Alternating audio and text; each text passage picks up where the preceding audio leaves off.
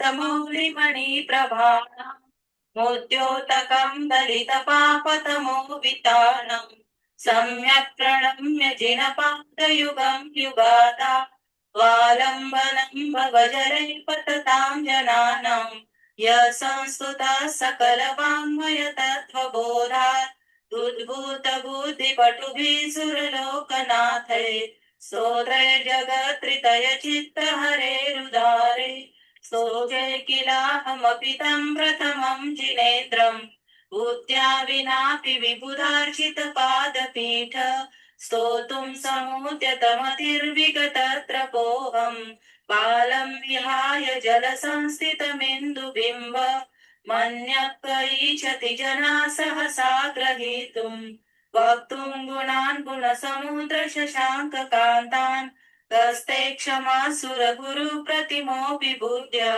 कल्पान्तकालपवनोदतनक्रचक्रम् को वा तरितुमलमम्बुनिधिम्बुजाभ्याम् सोऽहं तथापि तव भक्तिवशान्मुनीश कर्तुं स्तवं विगतशक्तिरपि प्रवृत्ता प्रीत्यात्मवीर्यमविचार्य मृगो मृगेन्द्रम् नापेति किं निजशिशो परिपालनार्थम् अल्पश्रुतं श्रुतवतां परिहासधाम त्वद्भक्तिरेव मुखरीकुरुते बलान्मा यत्को किल मधुरं विरोति तच्चाम्रचारुकलिकानिकरैकहेतु त्वत्संस्तवेन भवसन्तति सन्निबद्धम् पापं च नाक्षयमुपैति शरीरभाजाम् आक्रान्तलोकमलिनीलमशेषमाशु सूर्यांशु भिन्नमिव शार्वरमन्धकारम्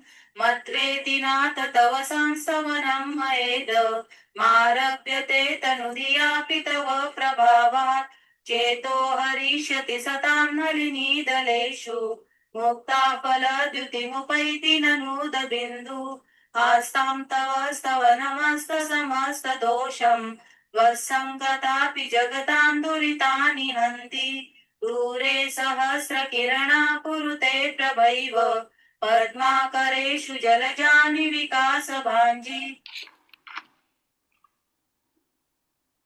इच्छा कार्यनम संधि से भगवम इच्छा कार्यनम संधि से भगवम इच्छा कार्यनम संधि से भगवम।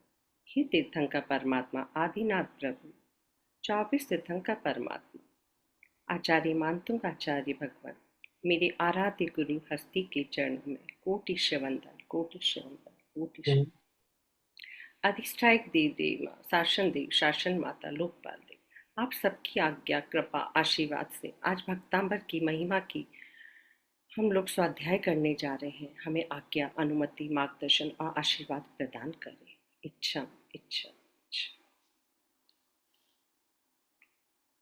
ओम अरहम। जय जिनेन्द्र सभी को।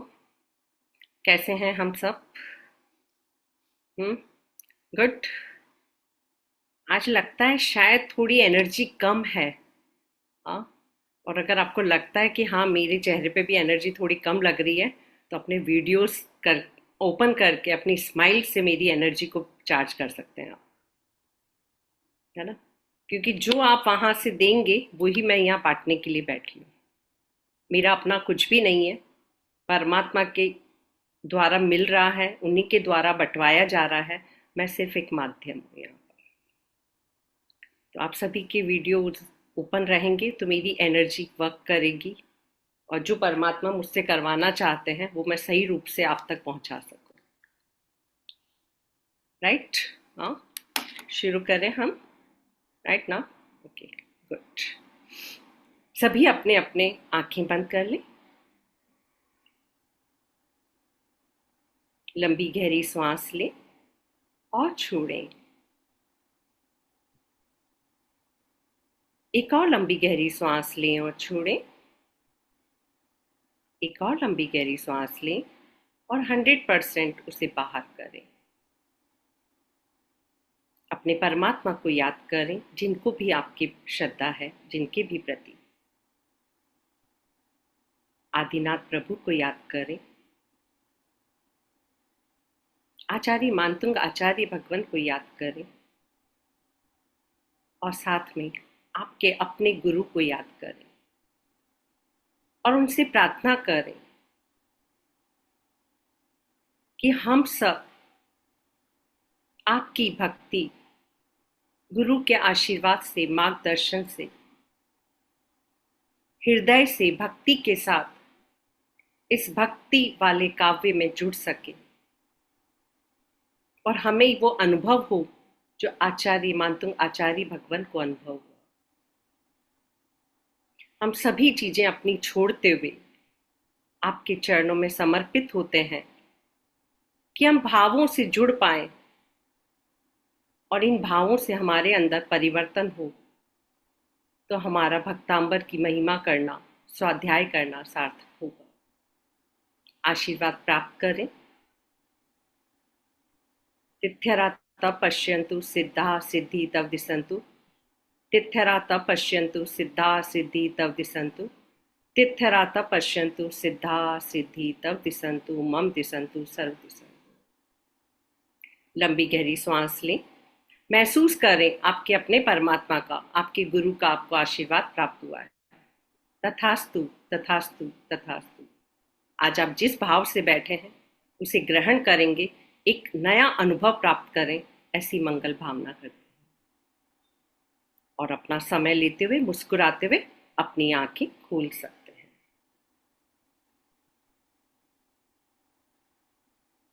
परफेक्टली 100% हैं आप यहाँ पर, राइट? हाँ, ओके। तो हम शुरुआत करते हैं। जो कल हमने 9 श्लोक किए थे, पहले हम उनका पाठन करते हैं, उसके बाद हम आगे की ओर अग्रसर करते हैं। तो मैं चाहूँगी हमारे साथ जो जुड़े हुए हैं, अंजलि जी, प्रीति जी, स्वाति जी, रानी जी, अश्विनी जी, मनीषा जी, सभी हमारे अपने सजग होकर भक्ति की ओर जुड़ जाएं। जी हाँ, मनीषा जी, मनीषा जी को पोस्ट बनाना है क्या? अभी नहीं, बाद में देखते हैं जी। जैसा। स्टार्ट करते हैं। या ले आदिनाथ भगवान की जय, मातुंगाचार्य महाराज की जय। पतामर प्रणत मौलि मणि प्रभाणामुद्योतकं दलित पाप तमो वितानम् सम्यक् प्रणम्य जिनपादयुगं युगादाबालं वनं भवजले पततां जनानाम् यः संस्तुताः सकलवाङ्मय तत्त्वबोधादुद्भूतबोधिपटुभिः सुरलोकनाथे श्रुते जगत्तितै चित्त हरैरुदारे सुषेकिलाहमपि तं प्रथमं जिनेन्द्रं बुद्ध्या विनापि विबुधार्चितपादपीठ सुतुं समुद्यतमतिर्विगतत्रपोऽहं पालं विहाय जलसंस्थितमिन्दुबिम्बमन्याकयेच्छति जना सहसा गृहीतुम् वक्तुं गुणान् गुणसमुद्रशशाङ्ककान्तान् यस्ते क्षमाः सुरगुरुप्रतिमोऽपि बुद्ध्या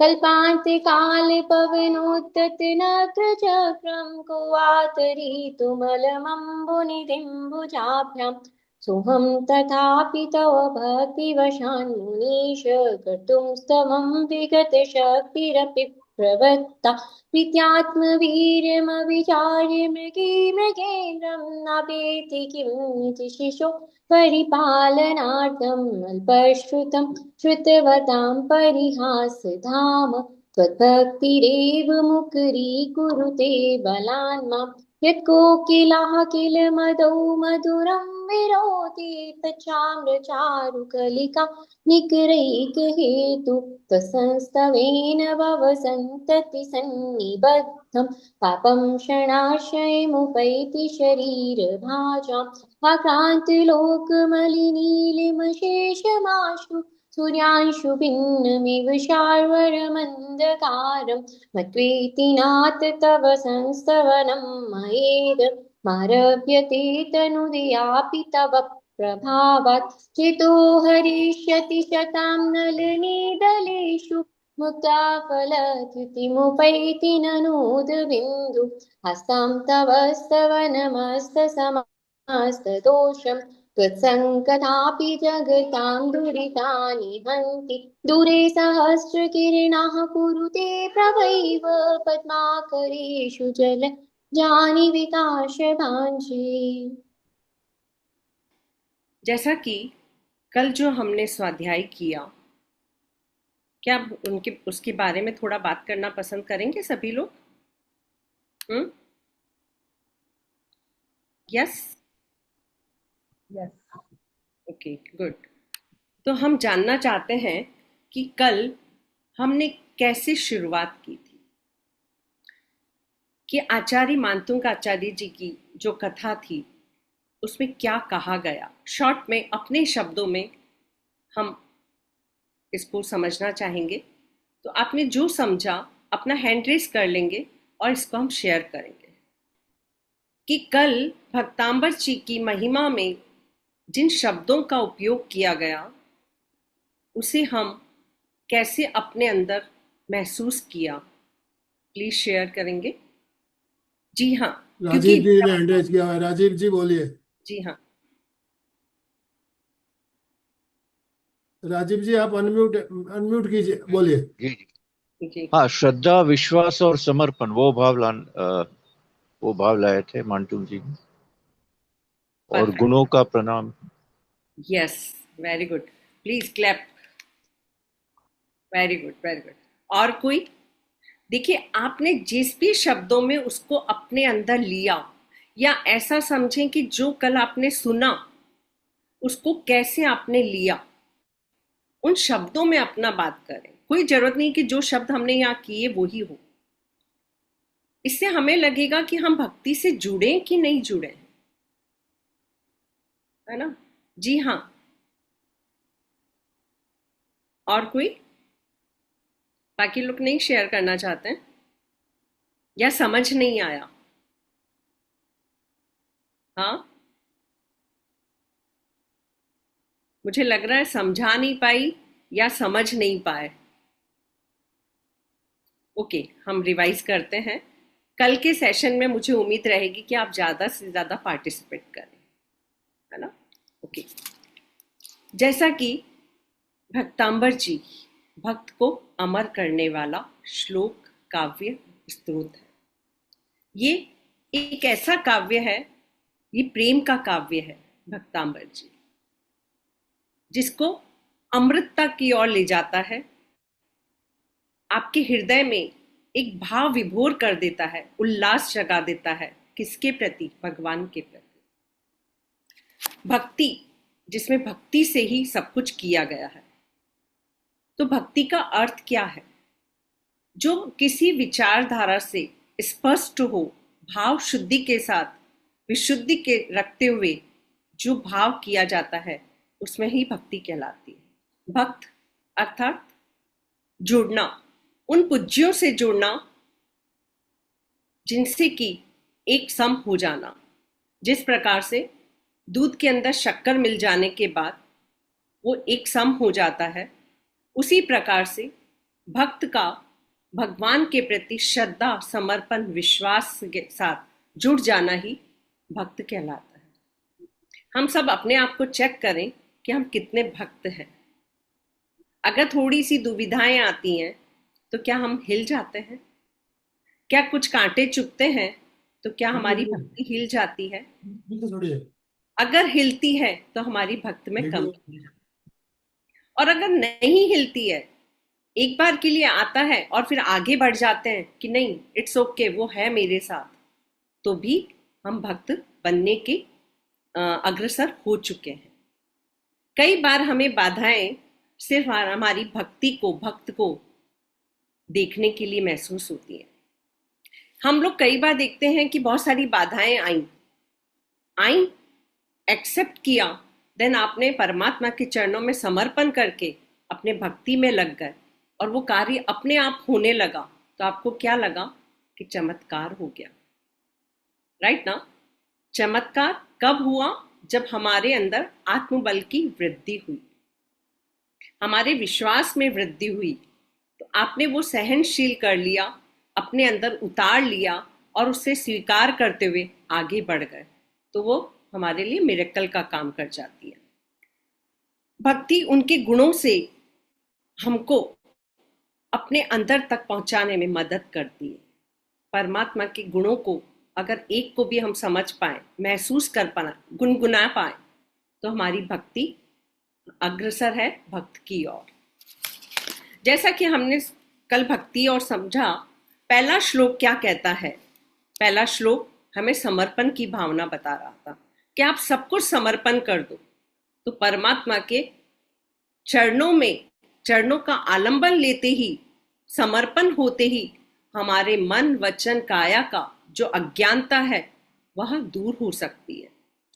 जब चरणों में आप झुक जाते हैं, आपका पाप वृत्ति पर समर्पण हो जाती है, तो आपका ज्ञान का विकास हो जाता है और आप अज्ञानता से ज्ञान की ओर आ जाते हैं। वहां कहा गया है समर्पण, पूर्ण रूप से समर्पण। दूसरे काव्य में कहा गया है कि वांगमय, जिनको बहुत अधिक ज्ञान है, उनके सामने हम कैसे भक्ति कर सकते हैं? वहां पर बताया गया है ताकत नहीं है, परंतु भक्ति करने का भाव है।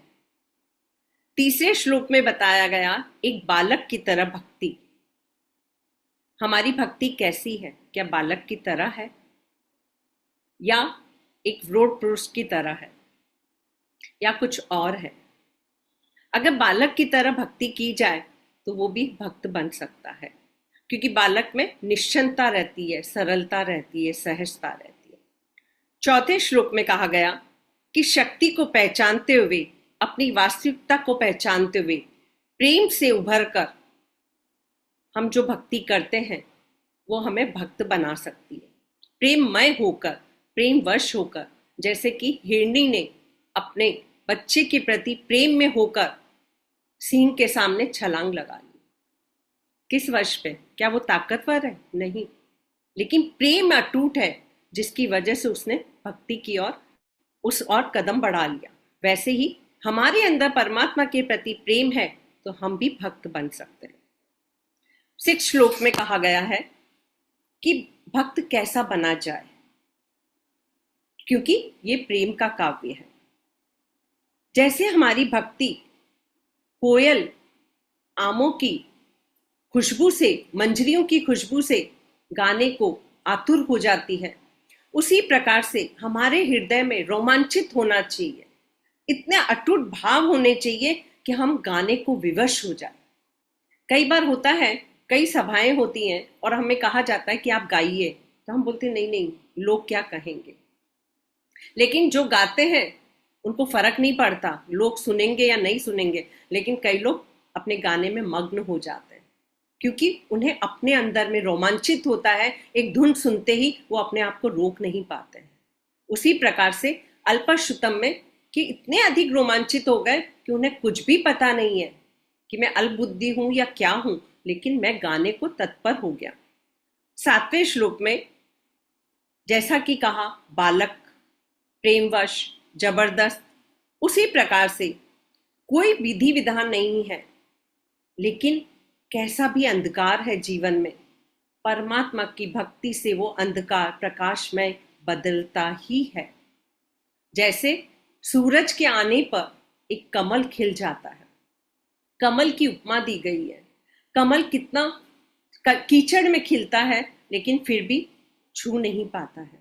वैसे ही हमारी भक्ति परमात्मा के प्रति है और उसमें अहंकार छू नहीं सकता, क्योंकि हम भक्त बन रहे हैं। 8वें श्लोक में कमल की ही कहा और 9वें श्लोक में 9वें श्लोक में सूरज की किरणें से कमल खिल सकता है, तो क्या परमात्मा के औरा में आकर, परमात्मा की कथा करने से, परमात्मा की भक्ति करने से, परमात्मा का स्तवन करने से क्या हमारे अंदर प्रकाश नहीं हो सकता है? हो सकता है, लेकिन हमको अपने आप को देखना होगा कि हमारी वास्तविकता क्या है, हमारे अंदर क्या क्या रखा हुआ है। उसे समर्पण कर दो पहले श्लोक से ही, और फिर अपनी भक्ति में जुड़ जाओ। निश्चित ही हमें फल की प्राप्ति होगी। सूरज के निकलने पर कमल खिलता है, लेकिन परमात्मा का प्रकाश हर पल, हर क्षण हम महसूस कर सकते हैं अपने हृदय में, अपने मन में, अपने विचारों में।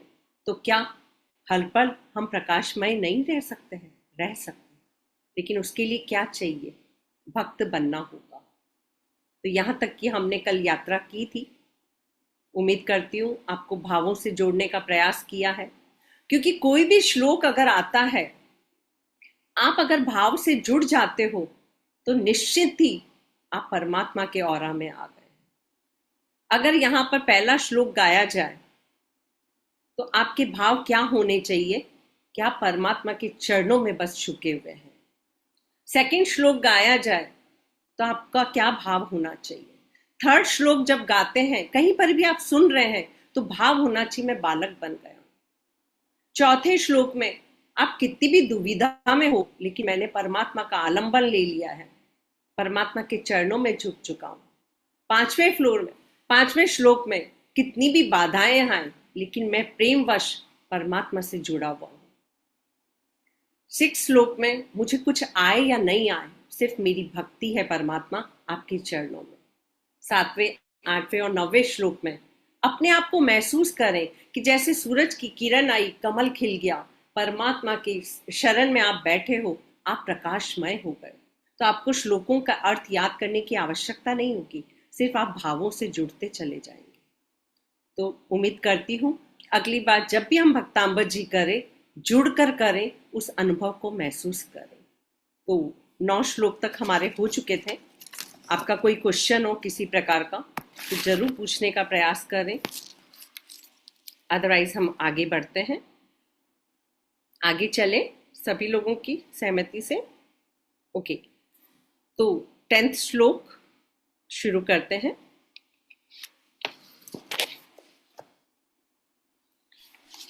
याश्रितं य एहिनात्मसमं करोति स्वाभवन्तमनिमेषि विलोकनीयम्। 10th नाट्यद्भुतम्।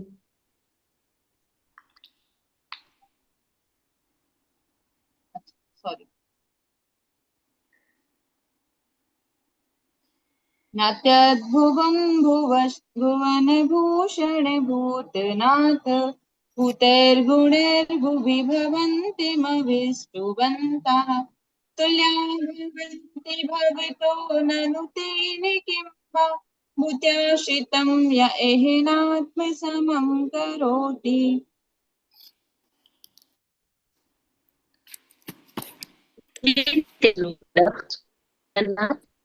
मान विपुल एवं वास्तविक गुणों के द्वारा आपकी स्तुति करने वाले भव्य पुरुष निसंदेह आपके ही तुल्य प्रभुता को प्राप्त कर लेते हैं। इसमें आश्चर्य करने योग्य कुछ भी नहीं है, क्योंकि जो विश्व के वैभव संपन्न श्रीमान हैं, यदि वे अपने आश्रित सेवकों को अपने जैसा ही समृद्धशाली नहीं बना लेते तो उनके धनी होने से क्या लाभ है। जी हाँ, यहाँ पर श्लोक में कहा गया है कि जिस प्रकार हमारे साथ जुड़ने वाले सेवक जो हमारे कार्य करते हैं, अपने सेवकों के लिए हम समान कार्य करना, या जैसे हम कुछ खरीद के लाते हैं तो उनके लिए भी समान रूप में लाना या समान भाव रखना। उन्हें कहीं पर जरूरत हुई हम समानता के साथ उनको जोड़ना। कहीं उनको जाना है, आप उन्हें कहेंगे कि हाँ हमारे साथ आ जाओ, हम तुम्हें छोड़ देते हैं। अपने से समानता में लेकर आना, यही है एक परमात्मा का अर्थ। आप सबको पता है कि भक्त से भगवान बना देते हैं।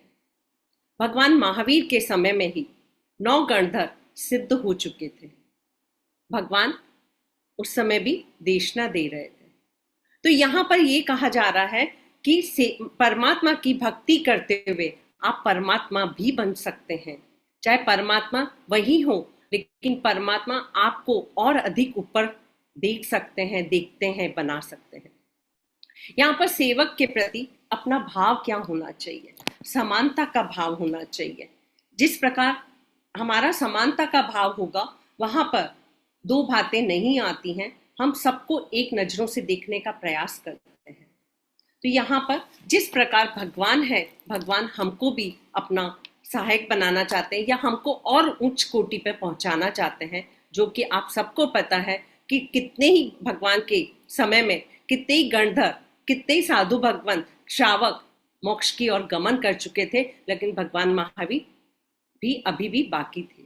तो इस प्रकार से हे नाथ, तुम बहुत अद्भुत हो। और अद्भुत कैसे? कि आप किसी को भी समृद्धवान बना सकते हो, एक नौकर को भी हम समृद्धवान बना सकते हैं। यहाँ पर भक्ति प्रेमवश हम कुछ भी हो सकते हैं। भक्त को बोध देते हैं कि तुम गुणों की स्तुति करने से कितने भी काल के पाप नष्ट हो सकते हैं, लेकिन अगर तुम्हारी आश्रितता हो, विश्वास हो, समर्पण हो, श्रद्धा हो, भक्त के अंदर प्रेमवश भक्ति की गई हो, तो हम अपने सभी पापों को नाश करके उच्च और बढ़ सकते हैं, अपने पुण्य की ओर अग्रसर हो सकते हैं। तो यहाँ पर समानता की बात कही गई है, या अपने से उच्च कोटि की ओर अग्रसर होने की बात कही गई। 11वां नंबर श्लोक। दृष्ट्वा भवन्ति मणिभिषिबिलोकिनीयम् नान्यत्रितोषिमुपयाति जनस्य चक्षु पीत्वा पयः शशिकरादुतिदुग्धसिन्धो क्षारं जलं जलनिधिरसितुं कैक्षित्। हे परम दर्शनीय जिनेन्द्र देव, आप इतने अधिक लावण्यमयी हैं कि निरंतर टकटकी लगाकर टिमकार रहित नेत्रों से दर्शन करने की योग्य हैं। अर्थात जो पुरुष आपको एक बार ही अच्छी तरह देख लेता है, उसकी आंखों में आप ऐसे समा जाते हैं कि वह फिर अन्य किसी देव को देखकर संतुष्ट नहीं होता। जिस प्रकार चंद्रमा की शुभ्र किरणों की कांति के समान धवल क्षीर सागर का मधुर जल पी चुकने के पश्चात ऐसा कोई पुरुष होगा जो लवण समुद्र के खारे पानी को चखने की इच्छा करेगा, अर्थात कोई नहीं। यहाँ पर भगवान से क्या प्रार्थना की? यहाँ पर किसी प्रकार की आपत्ति को टालने के लिए नहीं कहा। भक्त को शक्ति मांगता है और शक्ति से जो भी परेशानी है वो दूर हो जाती है। उसी प्रकार से भगवान व्यक्ति नहीं है, विशेष दशा है, जो सदा निरंतर जागृत और भगवान रहते हैं। आंखें आधी खुली रहती हैं, आधी बंद रहती हैं, अर्थात संसार में आंखें बंद कर ली जाती है और स्वरूप के पद में अपने अंतर की ओर अग्रसर होते हैं। पलक झपकाए बिना स्मरण में रहते हैं। जैसे पेट भरने के बाद कुछ खाने की इच्छा नहीं होती है, वैसे ही भगवान के दर्शन होने के बाद किसी और के दर्शन करने की इच्छा नहीं होती है। भगवान, आपका दर्शन भी अगर सम्यक रूप से हुआ है तो फिर मैं और कहीं पर भी तृप्त नहीं हो सकता हूँ। सम्यक रूप दर्शन अर्थात जीवन में तनाव रहित होकर सदा परमात्मा का दर्शन करते हुए हमारे अंदर परिवर्तन को महसूस करना। अगर जिस प्रकार से आप तृप्त हो चुके हैं, आपको बहुत अच्छा आपने भोजन कर लिया है, लेकिन उसके बाद आपको कहा जाए नहीं थोड़ा सा 1-2 रसगुल्ले आप ले लो, आप क्या कहेंगे? नहीं नहीं, जगह ही नहीं है मेरे पास।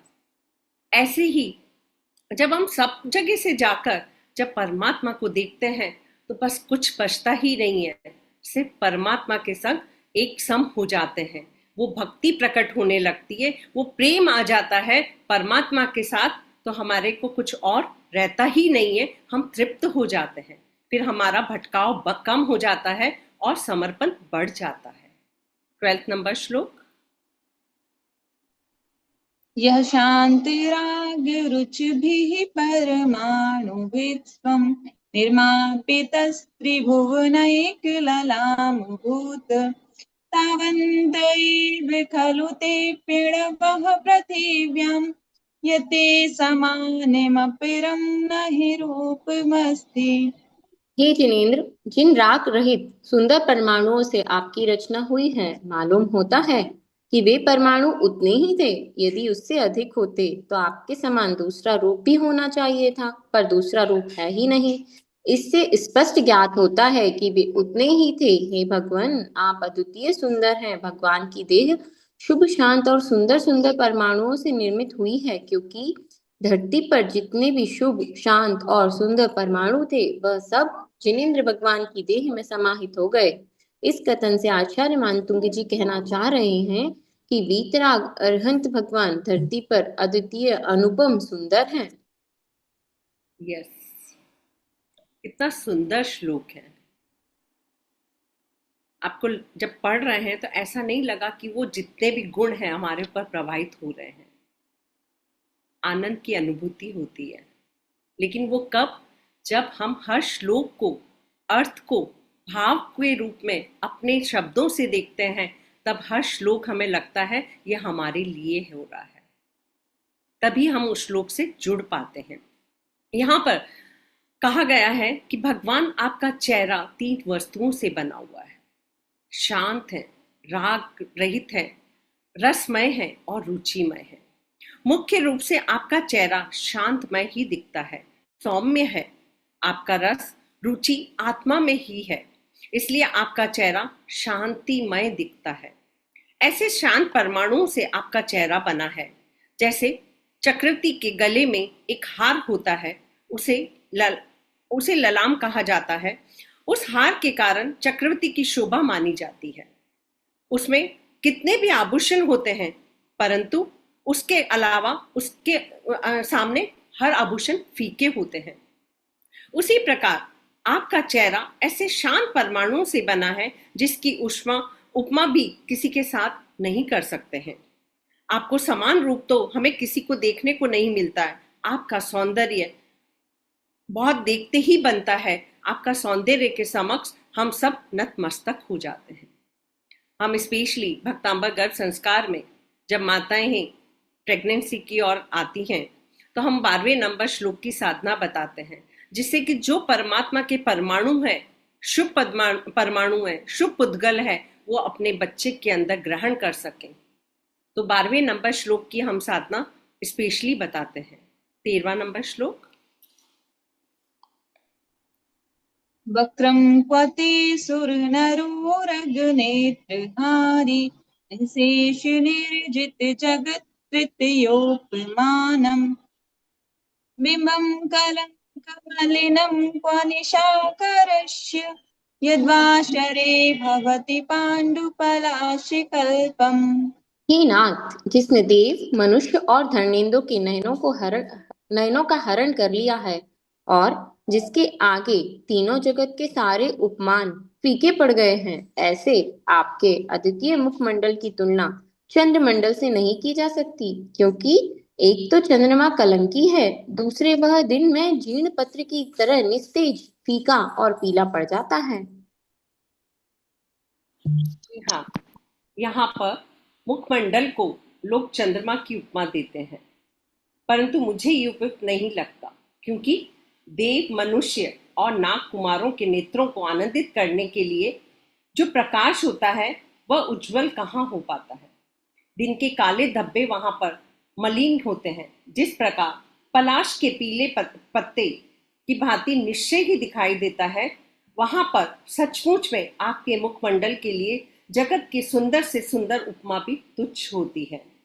हे जिनेंद्र, कहाँ तो आपका मुख है जो देव और मनुष्य और धनेंद्र के नेत्रों को हरण करने वाला है, जितने तीनों लोक के सभी उपमाओं को जीत लिया है। हे जगदीश्वर, पूर्णमासी के चंद्रमा की तरह जिस प्रकार चंद्रमा की कलाएं ज्योत्सना के समान आपके अनंत ज्ञान, अनंत दर्शन और अनंत गुणों को 3 लोकों में सर्वत्र व्याप्त हो रहे हैं, अर्थात 3 लोक में सर्वत्र आपके गुण गाए जाते हैं। ये ठीक ही है कि भला आप जैसे विश्व के अधिष्ठाता प्रभु, आश्रय पाने वाले को इच्छा अनुसार विचरण करने वालों को कौन रोक सकता है। जो परमात्मा की भक्ति से जुड़े होते हैं वो कहीं पर भी विचरण कर सकते हैं, उनको कोई रोक नहीं सकता। अर्थात कोई नहीं। जो वीतरागी का आश्रय ले लेते हैं, कष्ट जरूर आ सकते हैं, विपत्तियां जरूर आ सकती हैं, लेकिन वो टिक नहीं सकती। जहां हमारी भक्ति होती है, जहां भक्ति का आश्रय लेते हैं, वहां वह विपत्तियां भी हमको आलंबन मिल जाता है अपने आत्मबल को बढ़ाने के लिए। वहां हमको ये नहीं मांगना पड़ता भगवान इसको कम कर दो, उसको कम कर दो। भगवान हमको ऐसी शक्ति प्रदान करते हैं कि हर सिचुएशन में हम उनसे निकल कर बाहर आ जाते हैं। ऐसी परमात्मा के प्रति जो भक्ति होती है, श्रद्धा होती है, समर्पण होता है, तो हमें हर जगह पर स्थान प्राप्त हो जाता है। जी आगे।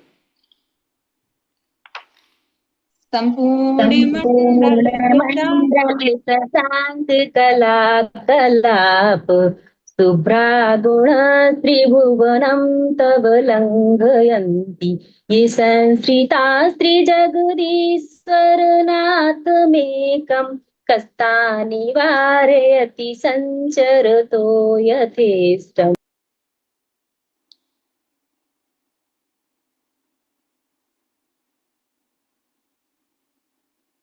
अंजलि आप शुरू कीजिए।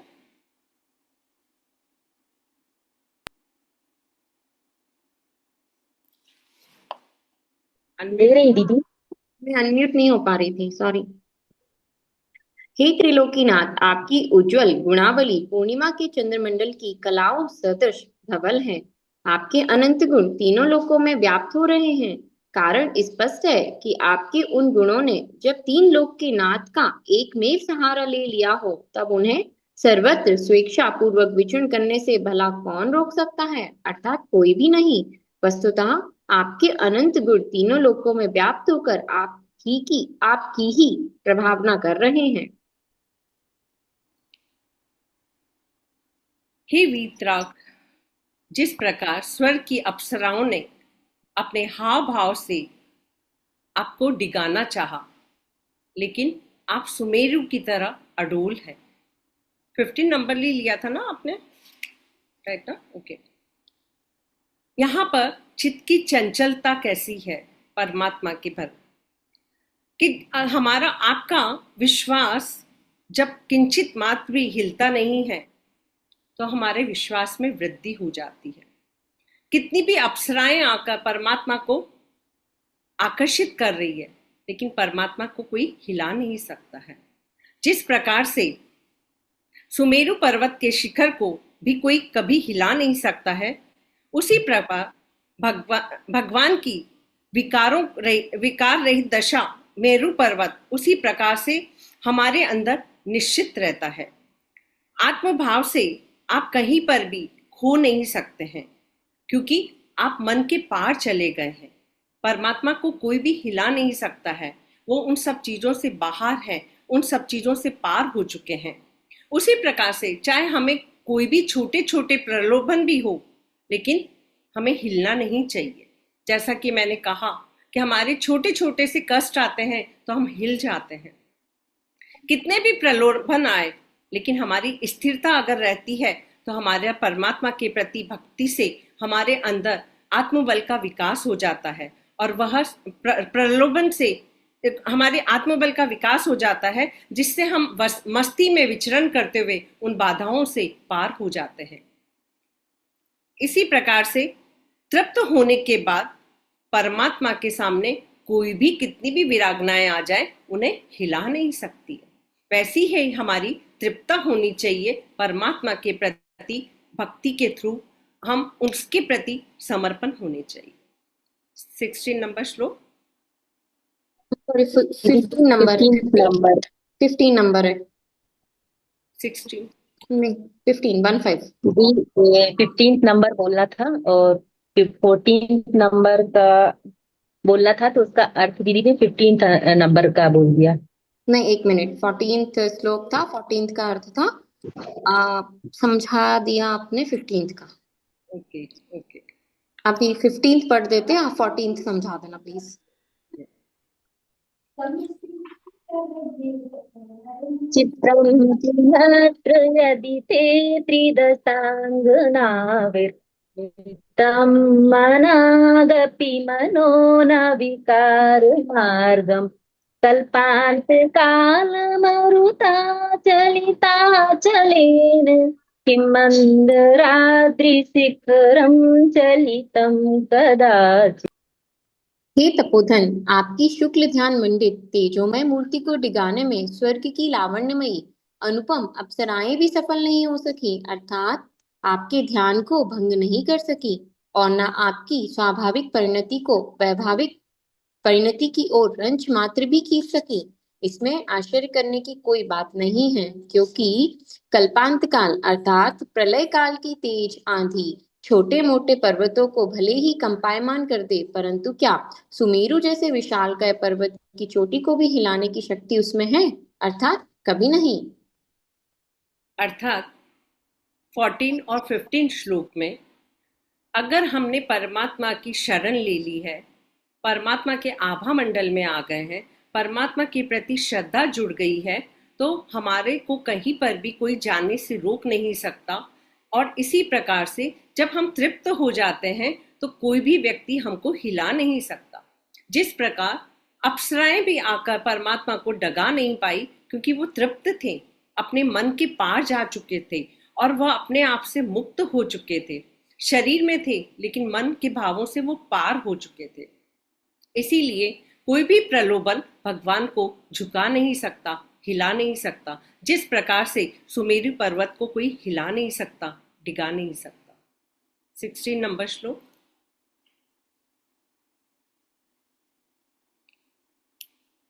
नास्तं कर्तिकि निर्धूमवर्तिरपवर्जित तैलपूर रत्नं जगत्त्रयमिदं प्रकटीकरोति गम्यो नादातु मरुतां चलिताचलानां दीपो परत्वमसि नाथ जगत्प्रकाशः।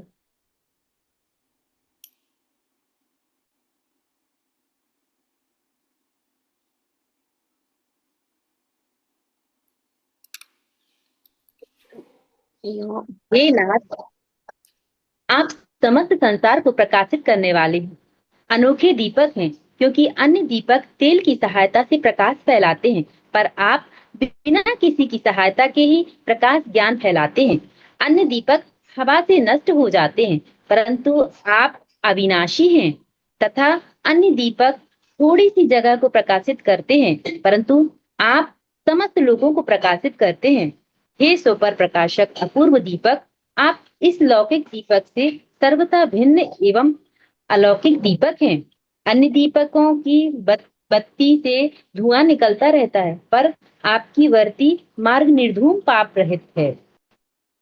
यहाँ पर भगवान के केवल ज्ञान के प्रकाश से संपूर्ण जगत प्रकाशित हो जाता है, जहाँ हवाओं से भी बुझ नहीं सकता है, क्योंकि वह अंतरक मस्ती होती है। आनंद के लिए आपका स्मरण करते हैं, अर्थात अंतरंग में जो अपूर्व दीपक का उजाला होता है उसे कोई मिटा नहीं सकता है। तेल और बाती का दीपक बुझ सकता है, अंधकार को बहुत सीमित मात्रा तक प्रकाश को फैला सकता है, लेकिन परमात्मा की जो ऊर्जा है, उनका प्रकाश है, वो विस्तृत रूप से फैलता जाता है, उसे कोई मिटा नहीं सकता। अर्थात जब हमारे अंदर परमात्मा के प्रति भक्ति जागृत हो जाती है तो हमारे अंधकार दूर हो जाते हैं और हम प्रकाश की ओर अग्रसर हो जाते हैं। जहां अंधकार नहीं होता है, प्रकाश होता है, विश्वास होता है, तो वहां हमारी विजय हो सकती है। लेकिन कब? जब हम भक्त बनकर भक्ति करें परमात्मा की। 17 नंबर श्लोक। नस्तं कदाचिदुपयासि नराहुगम्य स्पष्टीकरोषि सहसा युगपच्चगन्ति नाम्बोदरोदरनिरुद्ध महाप्रभावा सूर्यातिशायि महिमासि मुनीन्द्रलोके।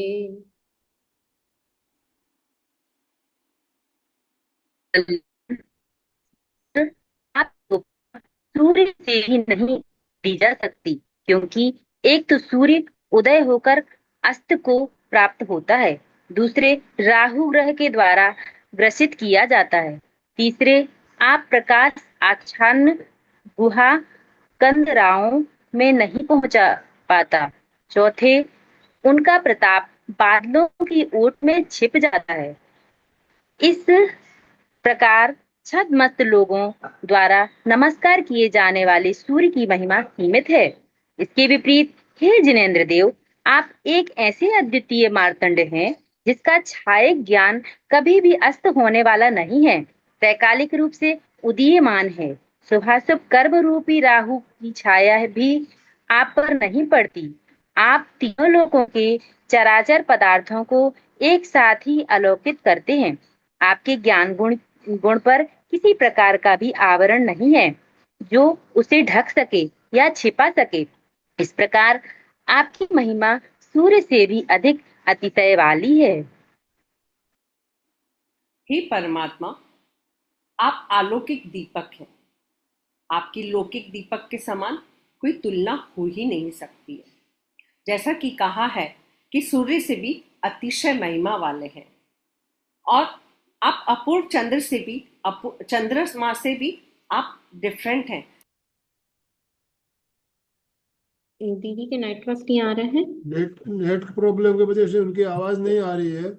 हाँ ठीक है, मैं काव्य पढ़ती हूँ, दीदी अर्थ बता देंगे उसके बाद। 18 नंबर काव्य है। नित्योदयं दलितमोहमहान्धकारं गम्यं न राहुवदनश्य न वारिदानां विभ्राजते तव मुखाब्जमनल्पकान्ति विद्योतयज्जगत्पूर्वशशाङ्कबिम्बम्। हे भगवान, आपका मुख कमल अपूर्व चंद्रमा है, क्योंकि यह चंद्रमा दिन में अस्त हो जाता है, पर आपका मुख चंद्र हमेशा उदित रहता है। चंद्रमा सिर्फ अंधकार को नष्ट करता है, पर आपका मुख चंद्र मोह रूपी अंधकार को भी नष्ट कर देता है। चंद्रमा राहु के द्वारा ग्रसा जाता है, पर आपके मुख चंद्र को राहु नहीं ग्रस सकता। चंद्रमा को बादल छिपा लेते हैं, पर आपके मुख चंद्र को बादल नहीं छिपा सकते। चंद्रमा की कांति हमेशा बढ़ती ही रहती है, और चंद्रमा सिर्फ मध्य लोक को प्रकाशित करता है, पर आपका मुख चंद्र तीनों लोकों को प्रकाशित करता है। किं सर्वरीषु शशिनः निविवसता वा युष्मन्मुखेन्दुदलितेषु तमः सुनाथ निष्पन्नशालिवनशालिनि जीवलोके कायं कियत् जलधरैर्जलभारनम्रैः।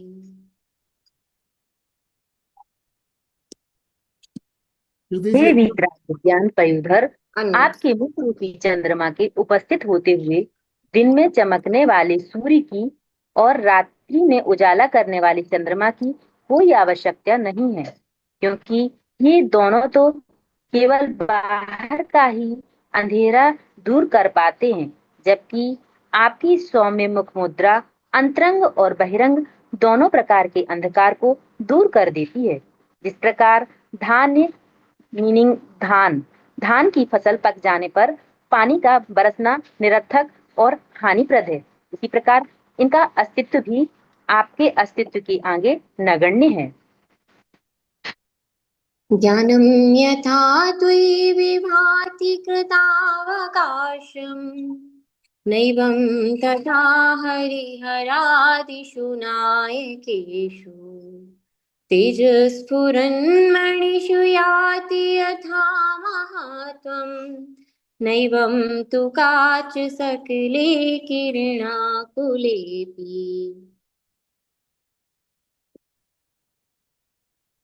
हे तेजोपुंज, लोक आलोक को जानने वाला निर्मल ज्ञान जिस तरह आप में शोभा को प्राप्त होता है, उस तरह लौकिक देवों में नहीं होता। सुपर प्रकाशक अखंड छाया ज्ञान की निर्मल ज्योति जिस प्रकार आप में सुशोभित होती है, वैसी लौकिक अन्य देवों में नहीं है। सच ही तो है कि महारत्नों में जैसा तेज होता है, वैसा कांच के टुकड़ों में कदापि नहीं होता। अर्थात कांच का टुकड़ा सूर्य की तेज किरणों को ग्रहण करने पर भी वैसी चकाचौंध उत्पन्न नहीं करता, जैसे कि सामान्य रूप से रखे हुए मणिमुक्तादिक करते हैं। 17, 18, 19, 20 चार समझा दीजिए। ओके, राइट, सॉरी सबको। यहाँ पर जो अलौकिक दीपक है, लौकिक दीपक से भी बढ़कर परमात्मा का दीपक है, उनका प्रकाश है। मेरे भगवान भव रोगों का नाश करते हैं, मोक्ष मार्ग के लिए हमको आगे की ओर अग्रसर करते हैं। जिस प्रकार सूर्य और चंद्र सीमित क्षेत्र को प्रकाशित करते हैं, परमात्मा आपसे जो बोध मिलता है, आपसे जो ज्ञान मिलता है, जो आपसे जुड़ जाता है, उसका राग द्वेष तो दूर होते ही हैं और जड़ चेतना में भी परिवर्तन आ जाता है। वो प्रेम में उमड़ने लगता है और जगत के प्रति मैत्री, प्रेम और भाव उत्पन्न हो जाते हैं।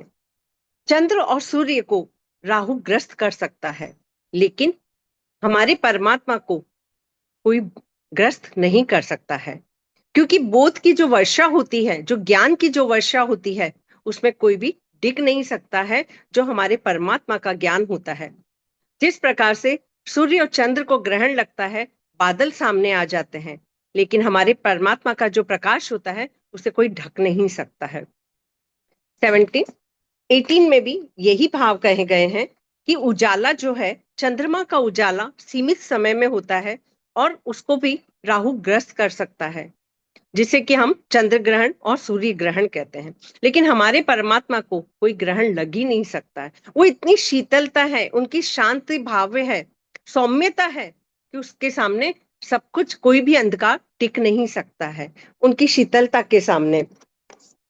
19 भी हो गया था क्या? हाँ दीदी, 19 और 20 भी हो गया। Okay okay.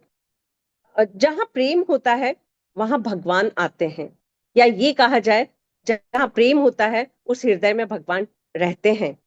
उसी प्रकार से हे विश्वनाथ, जब आपका मुख उजाला कर देता है, चंद्र अंधकार का नाश कर देता है, हमारी समग्र जो पाप होते हैं उन्हें भी वह धूलित कर देता है। रात के बाद, रात में चंद्रमा का प्रकाश होता है, सूर्य में सुबह सूर्य का प्रकाश होता है, लेकिन समय का इंतजार करना पड़ता है। लेकिन हे परमात्मा, आप तो ऐसे प्रकाशमान हैं जो न कभी सुबह जाते हैं न डूबते हैं, आप तो सतत रहते हैं, और जो आपके प्रकाशमय आ जाते हैं वो निश्चित ही तर जाते हैं। 18, 19, 20 और 20वें श्लोक में परमात्मा ने कहा, हे भगवान, जैसा आप निर्मल निर्बोध हैं, संपूर्णता है आपकी, जैसे हम अलग अलग देवों की तुलना करते हैं वो पॉसिबल करते हैं। यहाँ पर परमात्मा आप ही में सब कुछ है, कहीं भटकने की भी आवश्यकता नहीं है।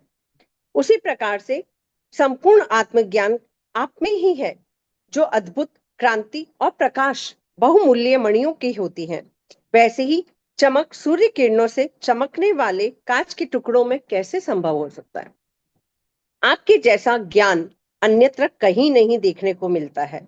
हरिहर हो या और भी कोई भगवान हो, आपके अंदर जो ज्ञान है मैंने कहीं नहीं देखा है, जो आप में देखता हूं वो कहीं नहीं दिखता है।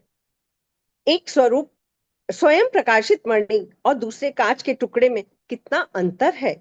कांच के टुकड़े में प्रकाश सूर्य की किरणों से कभी ज्यादा हो नहीं सकता है।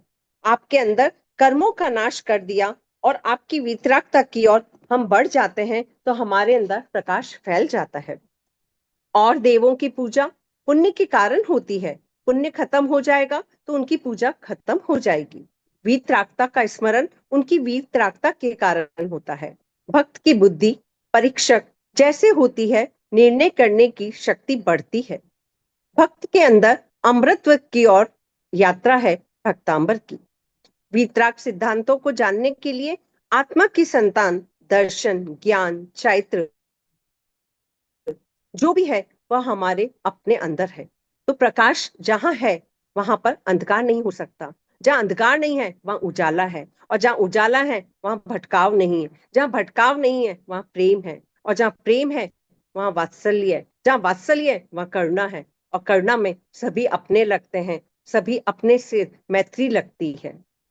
उसी प्रकार से परमात्मा के चरणों में समर्पण होने से किसी के प्रति द्वेष नहीं होता, राग नहीं होती है, तुलना नहीं होती है, सिर्फ परमात्मा ही परमात्मा दिखते हैं। वहां भक्ति ही प्रकट होती है, प्रेम ही प्रकट होता है। 20वें श्लोक के बाद, जी हाँ, 20वां श्लोक स्पेशली हम, वैसे तो हमने अभी चेंजेस बहुत किए भक्तांबर गर्भ संस्कार में, क्योंकि एक एक श्लोक की महिमा अलग है, लेकिन 48 श्लोक अपनी जगह पर है। और जहां 48 श्लोकों की माला हम पहन लेते हैं तो कोई विघ्न रह ही नहीं सकते हैं। लेकिन 20वें श्लोक की साधना करते हुए पूरे भक्तांबर जी की ओर जुड़कर बहुत सारे लोगों ने अपने अंदर परिवर्तन महसूस किए हैं। तो हम कुछ परिवर्तनों को सुनते हैं कि उनकी भक्ति कैसी है, कैसी अटूट भक्ति की होगी जिससे कि उन्हें फल की प्राप्ति हो सकी। क्या हम भी ऐसे भक्त बन सकते हैं? तो हम चाहते हैं अश्विनी जी और अंजलि जी जो भी आप शेयर करना चाहते हैं वो एक बार शेयर कर। अश्विनी सबसे जी। पहले यस, सभी को जय जिनेन्द्र। थैंक यू एंड पुण्य की अनुमोदना है अंकल जी और दीदी को। ये अपना आदिनाथ प्रभु का आशीर्वाद देख लीजिए। नानू कैसे हो? यस, ये ब्यूटीफुल जो है आदिनाथ प्रभु की कृपा से, भक्तांबर की साधना से, प्लस लोगस्य की साधना, उत्तर अध्ययन की साधना, बीच बीच में दीदी ने बहुत सारी नवकार हीलिंग की साधना, ऐसे बहुत सारी साधना जो दीदी ने और इस गर्भ संस्कार की टीम ने प्रोवाइड की थी हमको। तो उस साधना की वजह से पूरे 8 साल बाद मुझे ये हमारी रोनिशा मिली है, पूरे 8 इयर्स बाद। स्टोरी मेरी ऐसी है कि फैमिली वाले मुझे बोल रहे थे 8 साल हो गए हैं, अभी तुमको आईवीएफ करवाना चाहिए। तो मैंने उनको बोला कि बस मुझे 2-3 महीने का टाइम और दो, मैं हॉस्पिटल कर करके बहुत थक चुकी हूँ, अभी मुझे कोई टैबलेट नहीं खानी है, कोई दवाई नहीं लेनी, कोई इंजेक्शन नहीं लेना है।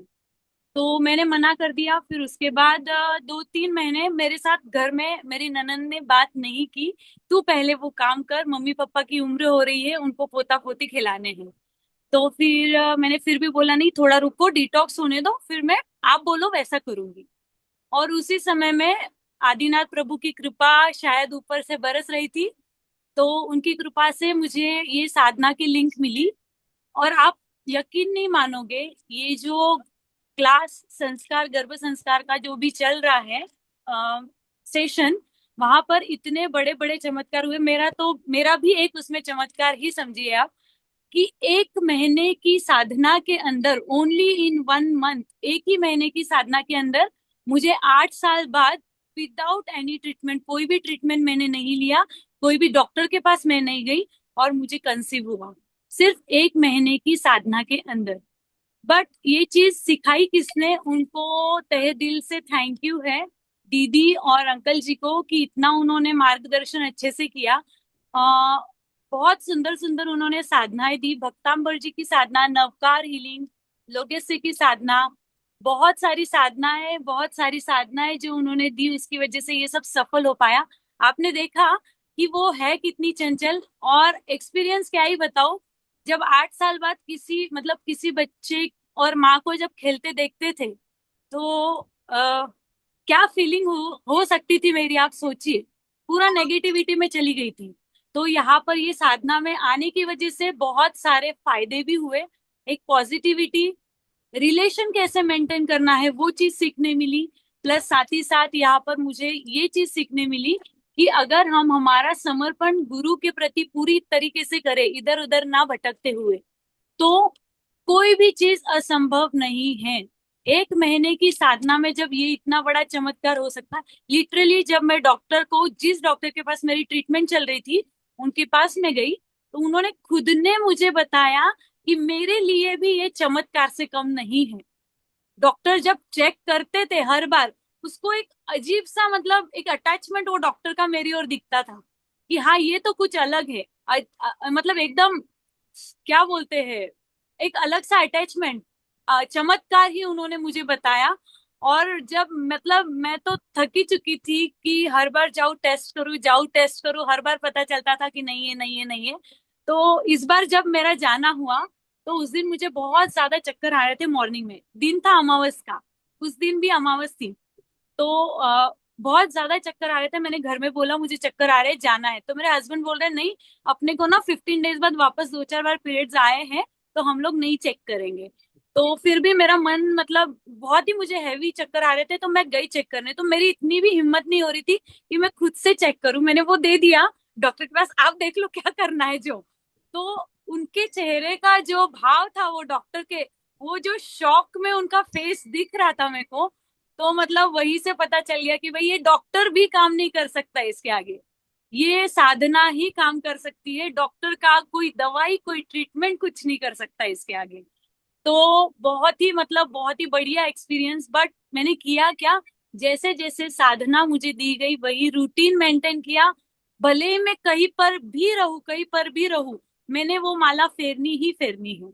और इसमें एक चीज इतनी अच्छी हुई, जब भी मैंने लोगों की साधना की, पद्मावती माता ने मुझे हर बार दृष्टांत दिया है, हर बार हर रोज मुझे पद्मावती माता दृष्टांत देती थी, हर रोज। उन्होंने ही मुझे ये इशारा भी दे दिया था कि तुझे ये महीने कंसीव होने वाला है। मैं एक अनोखी ऐसी लड़की होंगी, मुझे ऐसा लगता है कि मुझे खुद को पता था कि मैं इस महीने प्रेग्नेंट रहने वाली हूँ। इतना बड़ा उन्होंने चमत्कार, इतना बड़ा उन्होंने दृष्टांत मुझे वो माला फेरते वक्त दे दिया था। हर माला में उन्होंने मतलब ऐसे उन्होंने किया कि जैसे उनकी गोद की बेटी निकाल के उन्होंने मेरे हाथ में दी है। लिटरली वो माता मेरे सामने रो रही थी और हम पर, मुझ पर, मेरी आने वाली संतान पर हीरो की बरसात हो रही थी। हीरो की बरसात उनके शेष नाग के ऊपर से हो रही थी। तो ये तो छोटा सा एक इत्तू सा दृष्टांत का मैंने पार्ट आपको बताया, ऐसे बहुत सारे दृष्टांत उन्हें मुझे कंटिन्यू दिए उन्होंने। मतलब मैं तो अभी गूज़बम्स आ रहे, रोना भी आ रहा है मुझे तो, कि कैसे मैं ये अनुभव आपके साथ और अच्छे से शेयर कर सकूं। बहुत बहुत ही जगह बहुत ही बम मारा। बहुत ही मस्त, बहुत ही बढ़िया। बस सभी लोग साधना में जुड़े रहे, कंटिन्यूटी में साधना करें, ये मिरेकल से कम नहीं है। और हम लोग ना इधर उधर भटकते, ये भगवान वो भगवान वो भगवान, तो अपने ही भगवान में, अपने ही इन श्लोकों में इतना पावर है कि एक नए जीव को जन्म देने में जहां साइंस भी पीछे चला गया, वहां पर भक्तांबर जी ने अपना काम कर दिखाया, वो भी एक महीने में। हालांकि हम उन पे ज्यादा भरोसा नहीं कर पाते, जल्दी नहीं कर सकते, मैं भी नहीं कर सकती थी, बट अब तो मैं भूल भी नहीं सकती उनको, ऐसा है। तो ये बहुत जरूरी है कि हम रूटीन में ये सब काम करते चले, जैसे जैसे बताए वैसे वैसे रोज ये साधना हम करें। सभी को अलग अलग हिसाब से अलग अलग साधना दी जाती है। और सबसे इम्पोर्टेंट बात, स्टार्ट से लेके एंड तक मैंने बहुत लोगों को यहाँ पर जोड़ा है। पर ना क्या होता है, स्टार्टिंग में बहुत से लोग आते हैं 1-2 महीना, जब तक साधना मिलती नहीं है तब तक, साधना मिल गई कि वो क्लास आना बंद कर देते। तो बिल्कुल ऐसे नहीं करना, क्योंकि अगर आपको आपके बच्चा बन तो जाएगा, ऊपर से हार्ड मास का बन तो जाएगा, बट उसके अंदर जो संस्कार, जो गुण आपको चाहिए, उसके लिए एंड तक आपको ये 9 महीने की साधना करना बहुत जरूरी है। अगर आपको आपके बच्चों में वो सब वो सब संस्कार चाहिए, तो ये सब साधना एंड तक करें, एंड तक करें, इनफैक्ट उसके बाद भी करें, तो आपको जरूर जरूर जरूर जरूर इसका फल जरूर मिलेगा। बहुत ही कंटिन्यूटी में ये साधना करना, भक्तांबर जी लोगस्य की साधना, नवकार हीलिंग और छोटी मोटी मेडिटेशंस भी दीदी इतने अच्छे करवाती थी। मैं एक मतलब मैं रोक नहीं सकूंगी, आप ना भी बोलो, टाइम दो नहीं दो, फिर भी मैं एक थोड़ा सा गुनगुनाना चाहूंगी ही, क्योंकि ये बहुत अटैच्ड है गाना मुझसे भी, तो ये मैं बोलना ही चाहूंगी। जो मैं क्लास में सुनती थी, हर बार दीदी को बोलती थी ये मेरा फेवरेट है। और फिर बाद में अटैचमेंट धीरे धीरे मेरे हस्बैंड को भी होने लगी, ऑटोमेटिकली घर का एनवायरनमेंट ऐसे बन गया।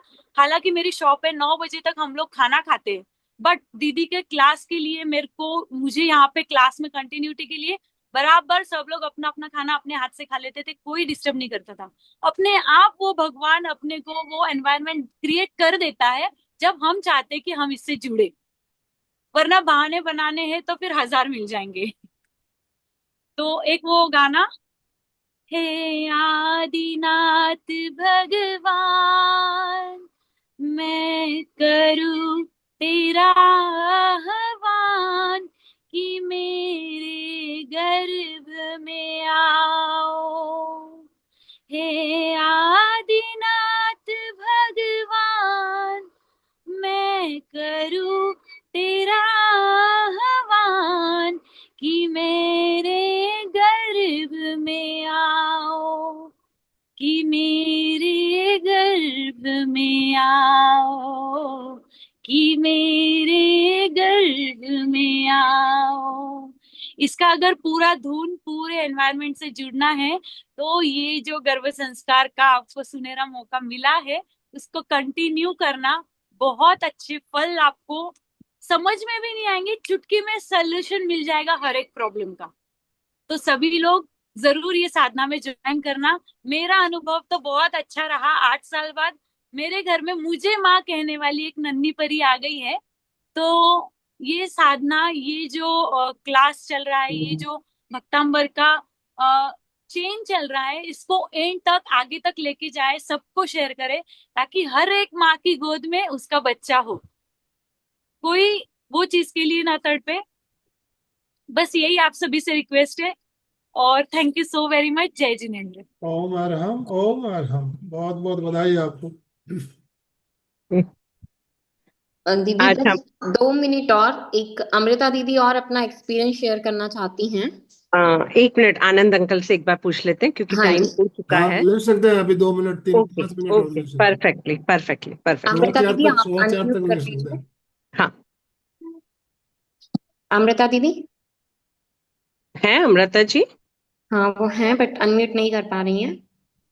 एक बार हैंड रेज कर देंगे तो आप या अमिता, आनंद अंकल कोई भी कर सकते हो उन्हें। अमिता बरड़िया सिलचर। अमृता जी हैंड रेज कर दीजिए। अमृता, अमृता जैन। अमृता जी, शायद उनका नेटवर्क डिस्टर्ब कर रहा होगा। ओके, कल ले लेंगे हम फिर, या तो टाइम हो रहा है तो, हाँ दीदी ऐसा कर लेते हैं। है ना, टाइम हो रहा है। चलिए, और कोई माता जी को आप हम लोगों कल में ले से लेंगे। अगर किसी की कोई जिज्ञासा है, कुछ पूछना चाहते हैं, तो कल भी हम और चीजों को जानेंगे, कैसे हम भक्तांबर जी की महिमा को अपने अंदर उतार सकेंगे। और आज तक के में कोई भी क्वेश्चन हो, जिज्ञासा हो, तो जरूर आप पूछ सकते हैं।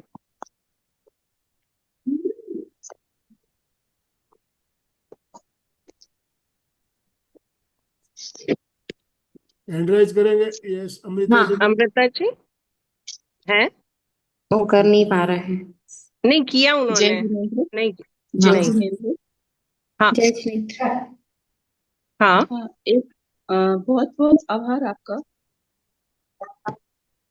हम्म। एक मैं पूछना चाहती थी कि जब हम श्लोक करते हैं तो उस समय हाँ, कोई कलर का भी ध्यान करना होता है क्या हमें? नहीं, उस समय सिर्फ भावना हमारी श्रद्धा के साथ जुड़नी चाहिए, ओके। है ना। क्योंकि हर जगह पर अगर हम हर चीजों को डिवाइड कर देंगे ना, तो जो भाव हमारे अंदर आने चाहिए वो नहीं आ पाते हैं, हम्म। है ना। अगर आपने एक भाव से नवकार मंत्र नमो अरिहंताणम भी किया और आपने हम्म। कलर का नहीं भी किया, तो वो वाइब्रेशन आप एक्चुअल में महसूस कर पाओगे जब आप उससे जुड़ पाओगे, है ना। तो जितना हम अंदर की तरफ जुड़ सकें, वैसी साधनाएं हमें करनी चाहिए। धन्यवाद। पद्मा भाई, अनम्यूट कीजिए अपने आप को। पद्मा भाई। हाँ हेलो, जय जिनेन्द्र साहब। मैं आपका प्रोग्राम देखा, बहुत अच्छा लगा। हाँ आज ही साहब। जय जिनेन्द्र ने मेरे से बात करी थी कि मेरे बहू को एक 1 वीक हुआ है, प्रेग्नेंट है करके, तो हाँ उनको साहब। भी गर्भ संस्कार कराना है। हाँ तो हाँ। आपका एड्रेस, फोन नंबर कुछ उनको मैं दे सकूं? आप आनंद अंकल से जुड़े हुए हैं ना? हाँ। तो उसमें वो उस ग्रुप में लिंक आ जाएगा, आनंद अंकल उसमें शेयर कर देंगे, है ना। जी, तो आप उनको जोड़ सकते हैं। Okay, thank you. तो और जी, चलिए, यहाँ भी हम ग्रुप का लिंक अगर चाहें तो शेयर कर सकते हैं। यहाँ पर हाँ, चैट में हम कर सकते अंकल, हैं। यहाँ पर कर सकते हैं शेयर। लिंक आप भेज दीजिए ना, ग्रुप में डाल देंगे ना। हाँ, आनंद अंकल डाल देंगे, है ना, आनंद अंकल डाल ग्रुप देंगे में आप। डाल देंगे। तो यस। हमारे जो भक्तांबर जी के जो ग्रुप बने हुए हैं, करीब उसमें 3,000 से ऊपर लोग जुड़े हुए हैं, तो सबको लिंक मिल जाएगा। तो जिसको जरूर। होगी आप संपर्क कर सकेंगे। अमृता जी आए हैं शायद। अमृता जी अपने आप को अनम्यूट कर लीजिए। और अपना वीडियो ऑन कर लीजिए प्लीज, अगर आप हैं तो। हैं अमृता जी आप? चलिए नहीं, हम कल लेते हैं, कल आज ले काफी लेंगे। टाइम हो चुका है। तो टाइम ठीक है हो चुका है हमारा। तो जी। आप सभी का बहुत बहुत धन्यवाद, बहुत बहुत आभार। बहुत सुंदर तरीके से, कुछ नेट की प्रॉब्लम की वजह से प्रॉब्लम हुई थी, इसके लिए क्षमा प्रार्थी है, लेकिन ये तो हमारे हाथ की बात नहीं है। फिर भी बहुत सुंदर तरीके से, बहुत सुंदर तरीके से आपकी पूरी टीम ने जिस तरह एक एक श्लोक का अर्थ समझाया, भावार्थ समझाया, बहुत बहुत ही सुंदर, बहुत ही सुंदर। तो आपकी टीम का बहुत बहुत आभार, बहुत बहुत धन्यवाद। जो भी भाई बहन हमारे साथ जुड़े, सभी का बहुत बहुत धन्यवाद, बहुत बहुत आभार। कल फिर मिलेंगे इन शुभकामनाओं के साथ। आज का सेशन हम यही एंड कर रहे हैं। ओम अरहम, ओम अरहम। ओके।